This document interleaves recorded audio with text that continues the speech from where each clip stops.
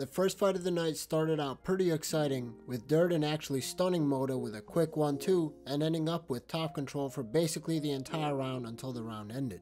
He almost got armbarred a few times, but other than that, Mota largely accepted the bottom position.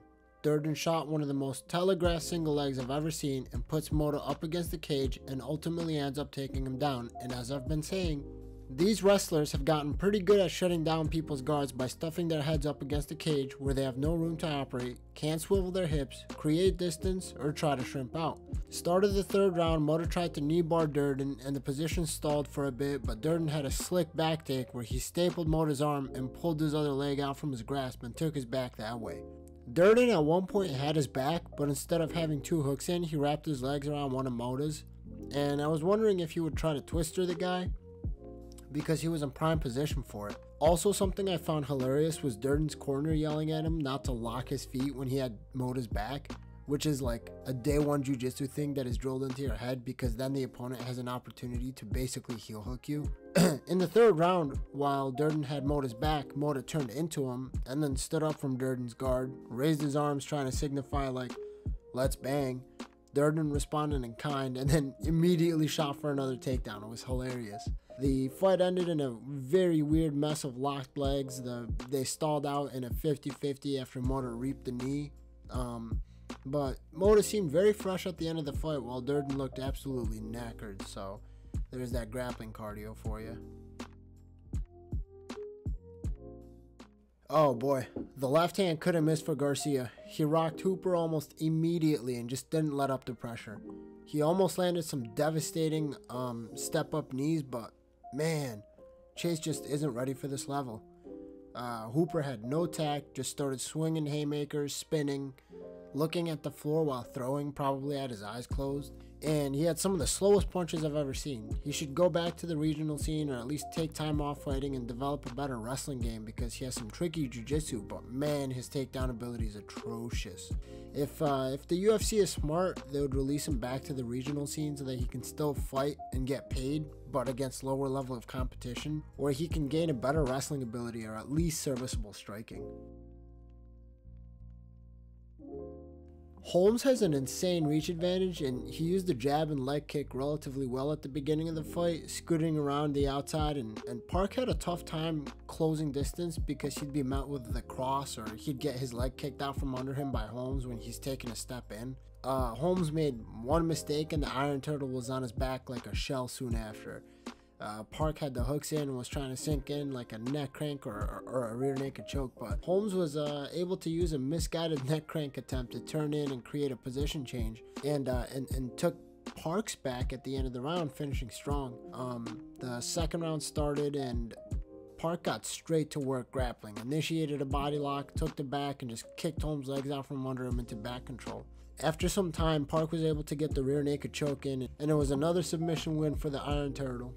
Yeah, the guy's looking good for middleweight. Them boys were banging. Andrei, for whatever reason, decided to start exchanging with De Lima and ate a flush hook and got sat down, at which point Lima just mauled him and choked him out with a rear naked choke. Not much to say here for this fight, but fun scrap. Fight started off, and Hawes was winning the outside foot battle when Dolidze was in the southpaw stance, and as a result, his right hand was landing quite well. Hawes was able to take Dolidze down with a body lock, and while in guard, he was eating a lot of elbows because he was low on Dolidze's hips to try and control him and stop any scrambling.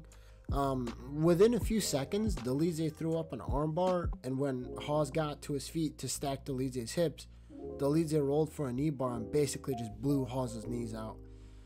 After that, Dolidze spent a while just jabbing at Hawes until an opportunity opened up, and he trapped Hawes against the cage and just put him to sleep.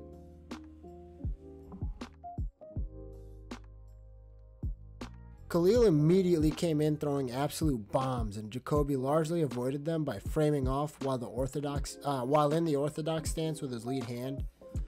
Khalil threw a few leg kicks early, but Jacoby did a good job of checking the large majority of them, which dissuaded Khalil from throwing more.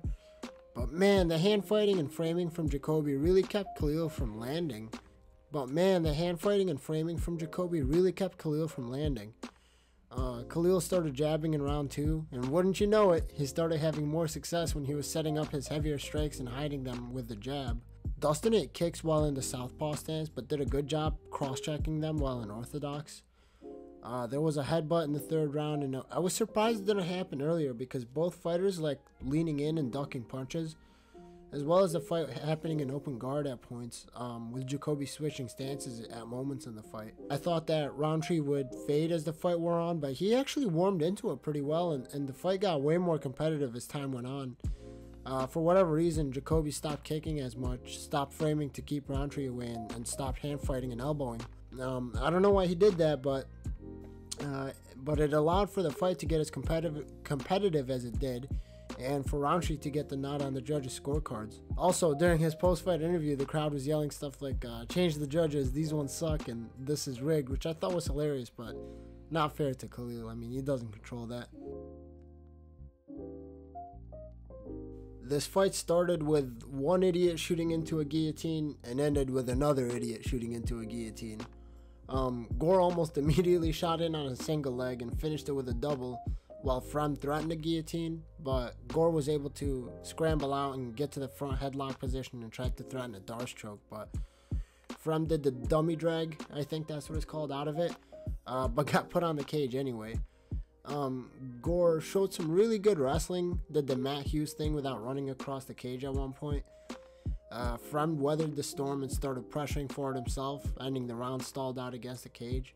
The second round, Josh Fremd's dumbass shot himself right into a really tight guillotine and he went out almost immediately. Very scary. The angle that he was able to get on him, the torque on that neck made me scared that he might have broken it or something. And then when the fight ended, the way his head just slammed into the canvas was very concerning too. Gore really needed this win, so good for him, but you gotta feel sorry for Josh Fremd. Acosta got to pressuring early and there was an obvious speed difference. Vanderaa was wearing out his heel against the octagon cage, just moving backwards. Acosta threw a lot of combinations that started off with the right hand, and he was overextending quite a bit, but you can get away with that doing that against someone like Jared Vanderaa. Acosta was a former MLB player, I believe, and I don't know how athletic you have to be in order to make it to the major leagues, but the athleticism and speed was definitely on display.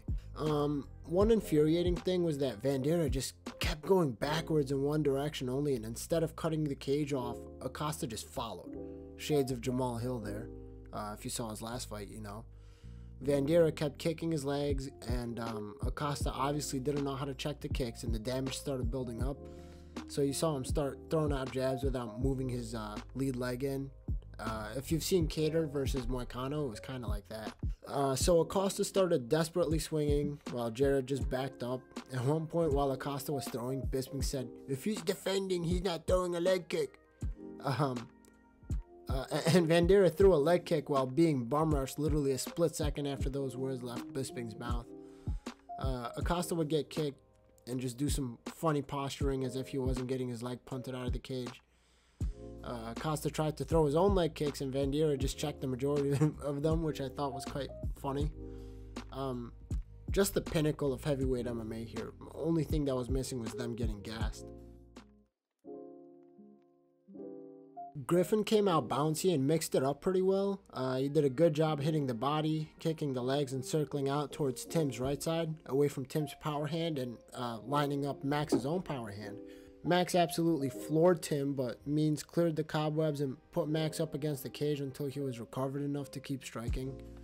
That right straight to the body from Max was working wonders, and it somewhat stopped the forward pressure that Tim was putting on him. Tim came out and made the adjustments to start punching the body himself, and for whatever reason started throwing a bunch of slaps, which immediately made me think that like maybe he broke his hand or something. But because Max is moving so much towards Tim's weak side, Tim started throwing lead outside leg kicks to sort of cut him off and keep him from circling out too much. Third round showcased some very tiring looking wrestling. A lot of control time from Max Griffin, just stuffing Tim Means' head up against the cage and controlling, but he got reversed towards the end of the fight and ended the round being slammed to the ground, but it was a little bit too late, a little bit too little too late for Tim Means. interesting open stance matchup here, because if you want to succeed against Calvin and his jab, I believe that the outside leg kick should be a big proponent of your game plan, and it makes it more difficult when you're mirroring his stance, as Allen is a southpaw. Allen threw a bunch of those leg kicks at the beginning, but the oomph was largely taken away due to the differing stances. Calvin got the jab going early as both men struggled to find their ranges at first. The front kick was used by both fighters at moments, but not more as a rangefinder than anything to do actual damage. At one point in the first round, Allen closed distance pretty quickly, and almost like both almost seemed surprised at how easily he was able to get in the pocket, and to protect himself, he's just started out with a flurry of punches. But man, a speed advantage was very clear between the two. The left hand for Allen was hitting early, and some of those punches were ridiculously fast, almost imperceptible on camera. Calvin tried a flying knee or flying front kick towards the end of the round and landed absolutely wrong, because on the replay it looked absolutely terrible. You could see something snap. He immediately went down. Arnold jumped on him, snatched up a Darce choke, but the round ended, so he got saved by the bell. He tried to check a leg kick at the beginning of the second round, and when he transferred his weight back on the injured leg, you could see his knee go out again, and that ultimately ended the fight. Shades of Tyron Woodley versus Carlos Condit there. But Arnold's footwork and speed just absolutely gave Calvin problems.